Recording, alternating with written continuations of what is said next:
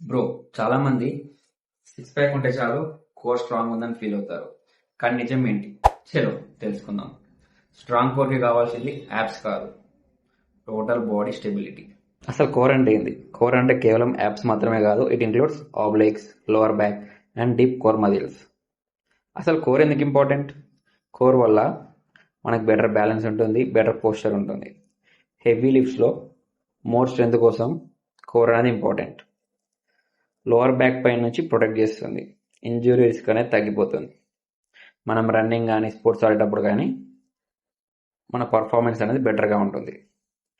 Core weak ఉన్నప్పుడు మనకి lower back pain, exercise చేసినప్పుడు పూర్ ఫామ్ జనరేట్ అవుతుంది, హెవీ లిఫ్ట్ చేసినప్పుడు బాడీ షేక్ అవుతుంది, మన పోస్చర్ అనేది స్ట్రైట్ ఉండదు, ఫ్యాట్ లాస్ ప్రోగ్రెస్ కూడా స్లో అయిపోతుంది. యాప్స్ మాత్రమే చేస్తే కోర్ స్ట్రాంగ్ అవ్వదు. కోర్ స్ట్రెంగ్ కోసం planks, dead bugs, bird dogs, anti rotation exercises, hip stability movements అనేవి చేయాలి.